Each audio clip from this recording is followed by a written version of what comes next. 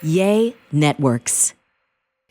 Hi there, I'm Nia Sanchez, and you may recognize me as Miss USA and first runner-up at Miss Universe. Well, there is so much more to me than the sash, the crown, the dresses, the chicken cutlets, and the butt glue. Yep, that's a real thing, and we'll get into that later. I am a 4th degree black belt, a women's self-defense instructor, a mother, and a wife to my amazing co-host, Daniel Booko. We are keeping it real as we dig into relationships, parenting, confidence, self-defense, travel, all the joys and struggles that come with living this beautiful thing we call life. So pull up a chair and throw your hair in a messy bun as we chat with all types of life experts. So make sure to like, follow, subscribe, and look out for Hold My Crown wherever you listen to your favorite podcast. Welcome back to the Hold My Crown podcast. I am so excited that you are here. We are excited that you're here. Super excited. Welcome, Daniel. You haven't been with us for a while. How are you feeling? What are you talking about? You were not on the last episode. You've been recording without me? Yes. That is not in my contract. Oh boy. Well, be more free. Stop working so much. Well, you got to do what you got to do. Yeah. I'm sorry that I have been missed from the last couple episodes. I hope you guys had at least a couple followers. They've survived without you somehow. We are currently in Washington State visiting my mom. My mom lives north of Seattle, and where does she live? She lives north of Seattle. Oh, okay. Yeah, and we have my mom here and my aunt even farther north, closer to the Canadian border, and it is just absolutely beautiful out here. Gorge. Daniel is about to have a week off of dad life. What? I'm really jealous. Because I'm working every day. Because you're working 3 jobs, which is 4 jobs. 4 jobs. What? No, 5 jobs. I think that's an exaggeration. I got 2 on Tuesday. I got golf on Wednesday. That with Luke. With Luke from the show. It's his birthday. Shout out. Mm-hmm. And then on Tuesday, then Thursday a job, and then Friday 2 jobs. Mm-hmm. So that's 2, 4, 5 jobs, and golf 6 jobs. Wow. Also, if you're still with us, I forgot to let you know what today's episode is going to be about. We just started talking. It's a bit of a catch-up episode. That's why we're talking about us being here in Washington, what we've been up to lately. We are also going to talk about episode 5 and 6 of The Valley. It's a lot if you've been watching, and if not, you'll get kind of some inside points of view from the episodes, both episodes. And I'm really excited for upcoming Hold My Crown episodes as well, because I have a handful of guests that are going to be incredible.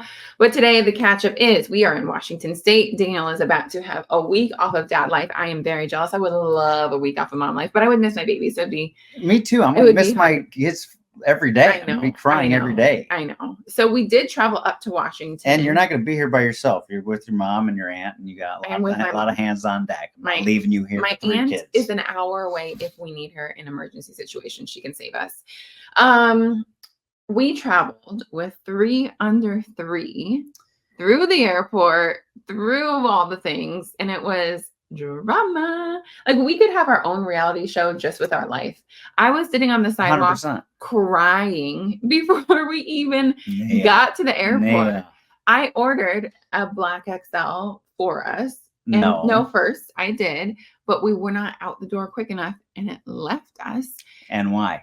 Because we weren't out the door quick enough. And so I always say, we got to hit this here. You got to go. And they said, no, they have to wait 15 minutes. They have to wait all this time. We took forever to get out the house.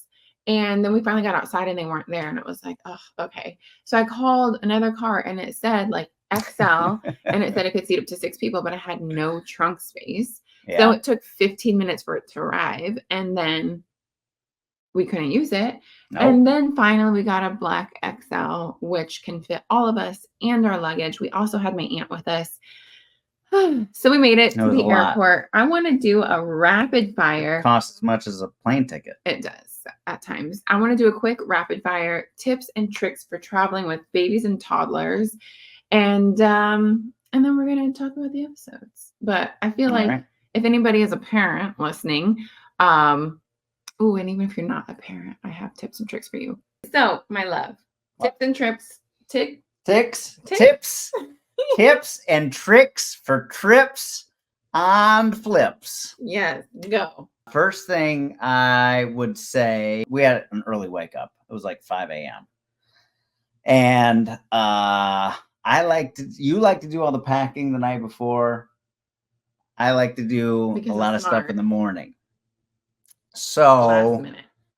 I also like to get a little bit of workout in and a quick shower. Mhm. You just like to be stank on a plane. Just stank. I shower the night before so I can wake up and go in the morning. Just stank.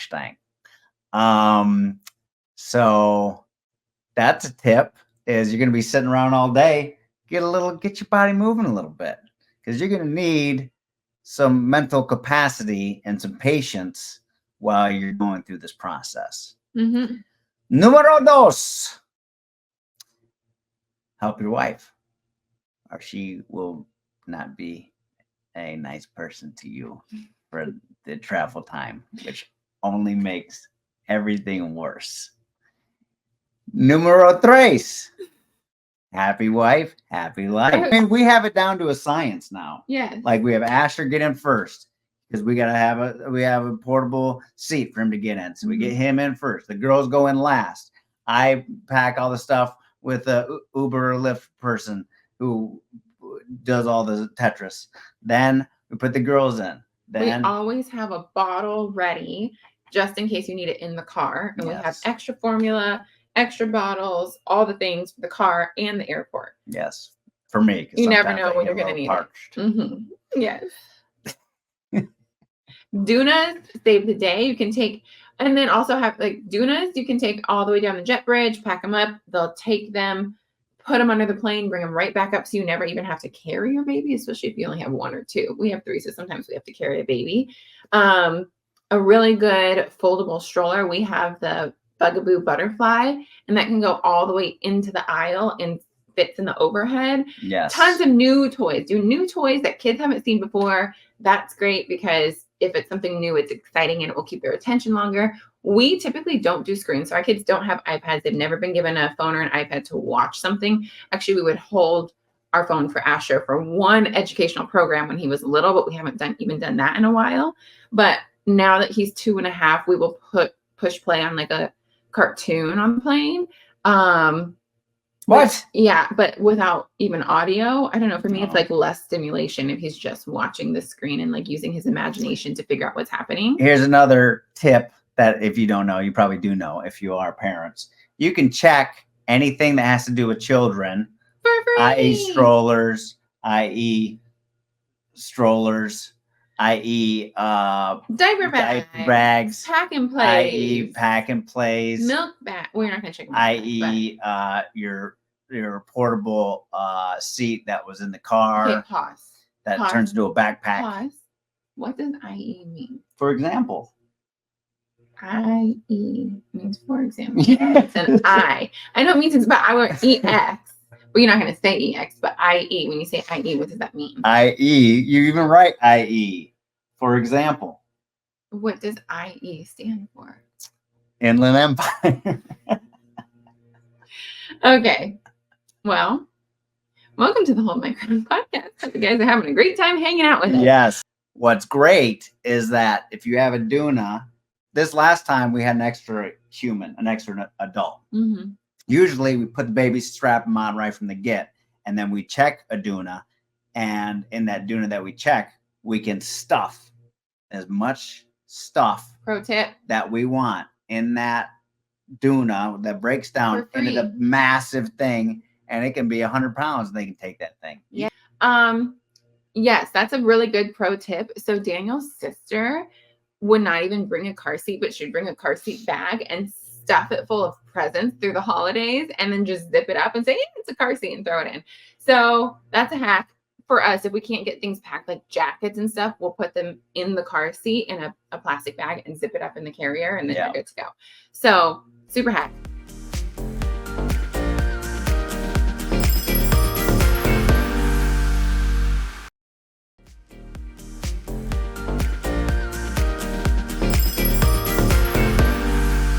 Welcome back from that little break. We are now going to talk about episode 5 of The Valley, which I feel like almost, Yes. I kind of want to call it my episode because, there's not a lot going on in our lives except for the fact that we have 3 kids under 3, 3 under 2 when we're filming. Yeah. But that was something that was really big that I was dealing with throughout filming and then beyond.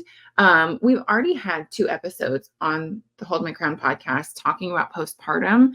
So I won't get into depth in this conversation, but I do want to talk about other things postpartum and other things in the episode. So, number 1, I am proud that I hosted the only event thus far to have no drama. I mean, there was like some side eyes at Kristen, unfortunately, but there was no real drama, as in like people being mean to each other. We learned a lot about each other. I wish they aired all of the Truth and Dare game because we had so much fun with that, but they obviously kept the best parts.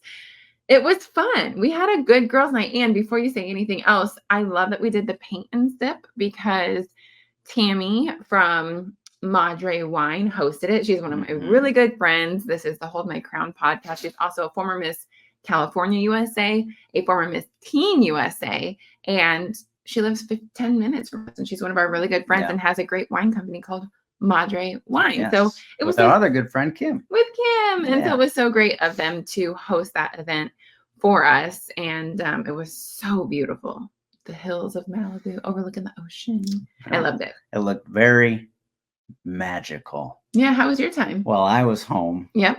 And it was 99 degrees outside. It was hotter probably. And it was 89 degrees in our condo. Yeah. Because I was dealing with a broken HVAC. Yep. That needed to be replaced. Mm-hmm. So that was insane. It came out of nowhere. Insane. Out of nowhere. Unlike the biggest heat wave of the summer. Yeah. It was crazy. And I was like, off to Malibu. You were off to Malibu. I had 3 under 2. Yeah, my mom was with you. Your mom was with me, thank God. Mm-hmm. And had to deal with all that. I mean, that's the whole episode of what they said I was getting, and then that didn't happen, and then they said they were going to take care of it that day. Right. And I said, you have to, because I have 3 under 2. Right. And and you should have allowed the cameras to film that. But Daniel was literally sweating in the house all day long. And he was so stressed out. He was like, I don't want cameras here. I'm so stressed out. No. So you did it over the phone, telling the guys like what was going on. And like we talked about it. No, I don't think because it happened, just they weren't going to get a film crew. They didn't ask to get a film crew. Like they did. Okay. No. But Daniel missed the guys' hang. I missed the guys' daddy daycare. Daycare pool day. Yes. What are your thoughts on that part of the episode? I mean, I feel like you just get a more in-depth look into Jesse and Michelle's marriage. Yeah, honestly, all of the episodes up until now, I didn't realize that they were going through it so intensely. Yeah. I didn't realize that they were having as big of problems as they were. I knew that they weren't happy, but I think like, oh, but we have times when we're not happy, but then like we work on it and we get back to a good place. And so I think I was looking at their relationship and even Jaxs and Brittany's relationship through kind of rose-colored glasses because like everybody experiences hard times, so do we, but we come back to a good place. And I didn't realize that those 2 couples were not coming back to a good place. So yeah, that and also kind of shared a little more. And also I mean, because we knew, and I told him this, I said, hey, bro, while you are doing this therapy, which is amazing, that you're even stepping up and doing this and trying to, work on your marriage and what have you, it's going to be bad at first. It was bad for us. Like, those were some of the toughest days that we've ever had. Because you work through the hard stuff and it's not go through fun. the hard questions.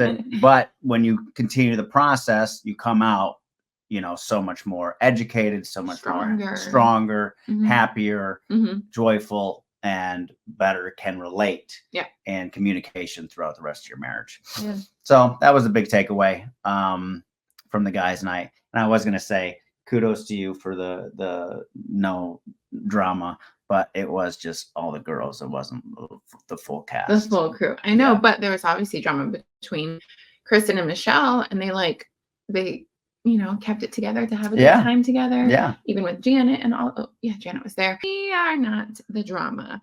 Speaking of not being the drama, I think you like drama. I hate drama. No. Can we talk about it? I mean, yes, you do. I think you like to just get involved enough to like, excuse me. That's episode 6. We'll talk about that later. But there's like the Capri dinner when you're like, no. No. That's not me. That's me being like, I don't like drama. I don't like conflict, but I like to solve things. Yeah, we need to. I'm a peacekeeper. I'm a peacemaker. Completely. And, sometimes I feel like I have some words of wisdom to give. And thank you for putting me in check that sometimes it's not the best time or place. It's the timing. Dan, you have great words of wisdom. It's all about the timing. Yes. Okay. But that's why I was, doing that. And that's why I was like, well, wait a second. Nope. Can I say that? And Absolutely then not. you shut me down. You're welcome. Quick. Anything else from episode 5 that stood out to you? Oh, yeah. Okay. Oh, I want to say one more shout out. Morgan was briefly in episode 5. Morgan, Miss USA. Miss USA, yeah. And we filmed a whole thing, and of course they do. I think they call it side instead of flashbacks, like a sideways flash is what they kind of call it. They like flash to a moment that happened within that kind of window. But yeah, she was so sweet to film with me because, you just never know if people will be comfortable filming a reality show. So I just wanted to shout her out and say, thanks for hanging with me on camera, girl. It's fun to have even like my pageant friends outside of this friend group hang out with me and be able to do stuff on camera. And there may be other pageant girls that join later. Who knows? Whoa. Or maybe not. I don't know. I don't know either. Okay. We don't really need to dive into the postpartum emotions, although I just want to say I am very grateful that the girls made me feel very comfortable to open up to them. They made it feel like a safe space. And it was also at the same time kind of hard to do on camera, but I knew that while experiencing that, I wanted to share because I hoped me being vulnerable, even if I hadn't had it all figured out yet, that it would help other people. And we've gotten so many messages on social media. It's been a really powerful episode. So I'm very grateful for that.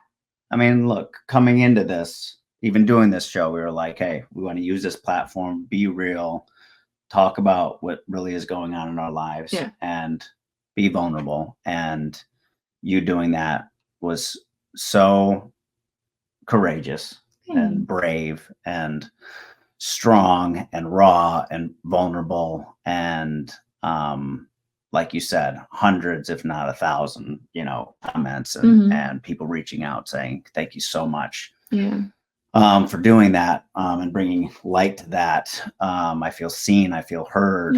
And so many guys even reaching out to me and women as females as well saying, thank you for showing a way to interact and support someone that's going through that. Speaking of that, I want to throw the conversation to you. So first, let's get into short and sweet 2 to 3 ways that a partner, a friend, a man can support their spouse, their wife going through postpartum hormones, baby blues, depression. That's so deep. Straight to the point. It doesn't have to be deep. I know, but it's hard to. Okay.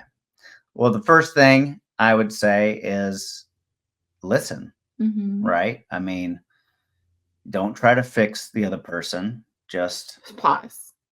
That is so important for people to hear. I want you to say it again because I've actually had a lot of women messaging me saying, my husband's always tried to, he wants to help. He's trying to fix the situation, but I really love how Daniel just made you feel heard and was there for you. So say that again. I want everybody to hear it. I want you to hear it. Whoever you are listening, I want you to hear this. But whether you're the woman, the man, the friend. Yeah. Again, and I'll bring it back to even just like men or like men are fixers. We want to fix things. We want to, that's the thing. In this case, you cannot fix your significant other or your partner or whoever's going through this. The best thing you can do is listen and support with validation. Say everything you're saying is valid. I hear you. Even repeat back maybe what they, have been feeling to make sure that they feel heard. Because I think that's a big thing is making sure that they're feeling heard and they're feeling validated. So that would be number one is doing that. Number two is stepping up. That helps a lot. Acts of service, knowing that, hey, even if she did, like to cook or do the laundry or those types of things, your body's going through so much. You're constantly exhausted. You're breastfeeding. In our situation, not one, but two babies. You're giving so much. You're healing. So, yeah.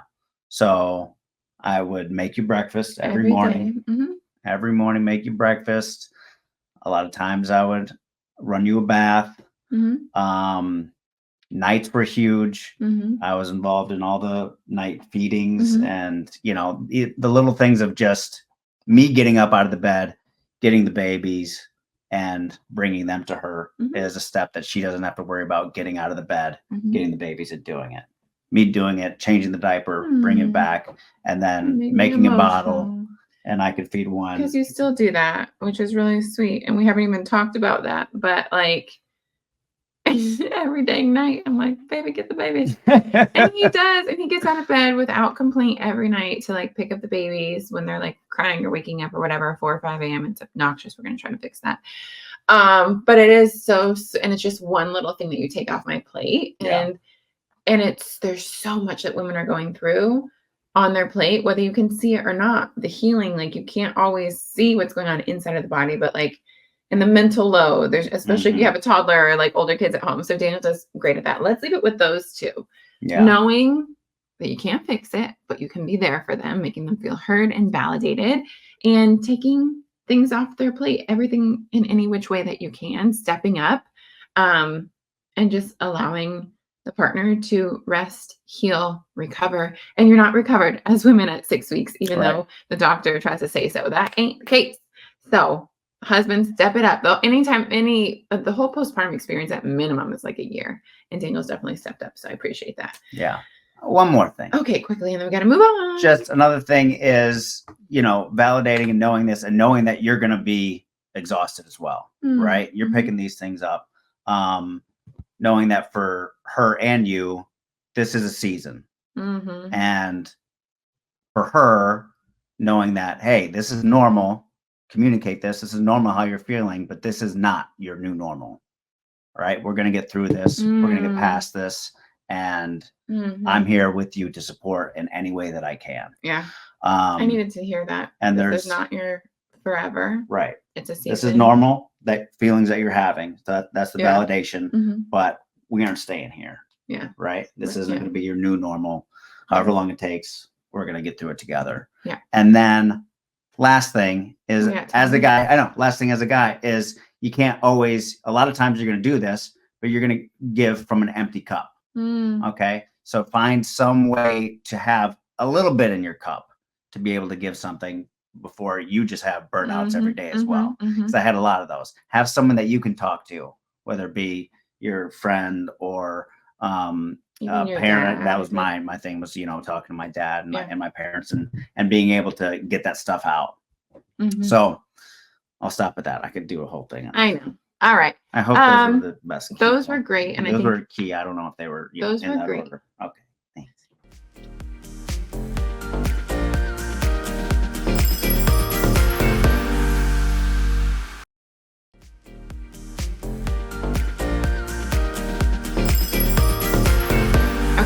Moving on. Episode 6. All right. So the guys are trying to break down the day bed and build a crib. Why in the world do we think Jesse and Jason are the best ones to build the crib? Lord have mercy. That who was available or what? That's who must have been available. You don't remember? Because sleep deprivation? All day, every day for the last 3 years. Hi. So Jesse and Jason came over to help build the crib. And I feel like almost none of the guys in the crew are very manual labor men, except for maybe Luke. So that should have been your first call. I loved watching it back because I wasn't there, and it was hilarious. Seeing everything like break apart. They're stripping the screws. Like it was not working. We killed it. Yeah. We killed it. Yeah. It was great. Oh, I think Jaxs is all about the drama. Remember that scene with him? He like acts like he's not about the drama, but he's spilling tea all day every day. Oh yeah. He I loves was to like, put Jaxs, things in there. Keep your mouth shut. But obviously he doesn't. That's not who You're he talking is. about with Jasmine? Yes. Yeah. He's like, oh, Kristen told me about Michelle and Jesse and da da da. And it's just, you know, a couple people in this group of friends, they just like that. That's what makes them great for reality TV, though, because honestly, if you tell me, I ain't telling anybody. Even if I know it's going to be good for reality TV, I'm just like, keep my mouth shut. You can tell somebody else. Me too. No, Daniel. What? I really think you careful. I think you enjoy the gossip a little. I don't. I think you do. I don't know. I think you enjoy the gossip. I don't. Okay. And then just random kind of funny points. Half the episode was at the Mondrian. What do you think about Tom Schwartz's hair? I said it. I mean, in the episode, I thought he looked like the older kid from Harry Potter from Malfoy. I missed that. That's hilarious. I love me some Schwartz, man. So when I saw it, he's we fun. Like him. I love him. He's down to earth. He's got a great sense of humor. He's witty, and you know he can take some jabs. You know. Yeah, he's good people. Yeah. So I loved making fun of his hair. Yeah. I don't want us to get into everything that was said between like Kristen, Jesse, Michelle, Luke, blah, blah, blah, blah. We're not going to get into that part of it because Daniel said his heart was racing after watching the episode. I can only imagine everyone that wasn't there in real time. Just thinking about it. But I do want to talk about when I kept trying to tell you to put your hands down. And I feel bad because I'm like, you're annoying. You're being annoying. But you were, and you weren't listening to me. What do you mean I was being? First of all, I wasn't saying anything. But you were being annoying. I was being a properly mannered kid and school child, raising my hand besides talking over everyone. I just wanted to be seen. I just wanted someone to say, oh, Danny might have something to say with this. He might have a question or a solution to the drama. I kept telling you, like, this is not our drama. Stay out of it. And he was just like, excuse me.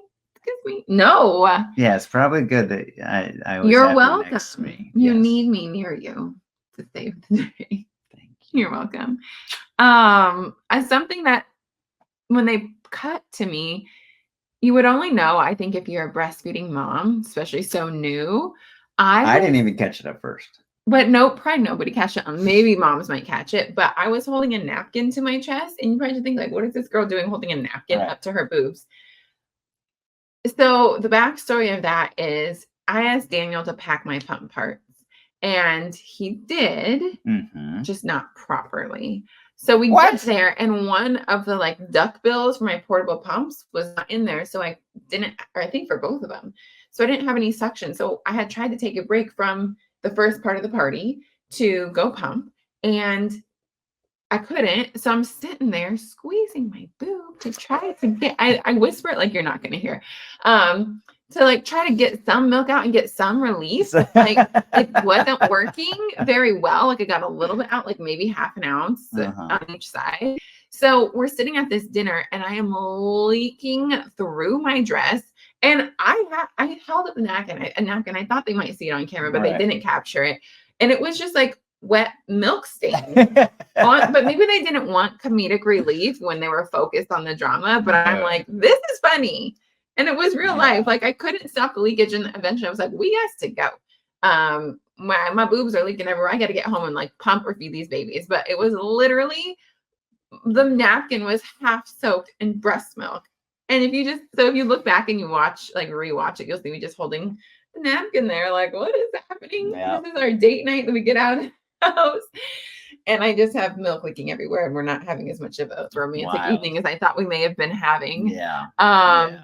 One thing. So when we were inside with Janet, Jason, Jasmine, whoever else like stayed inside where the dinner was, We couldn't see the physical confrontation. No, we didn't. So Brittany came back in and, Michelle came back in and they were whatever, blah, blah, and that's where the cliffhanger is. But you saw the physical confrontation on the episode.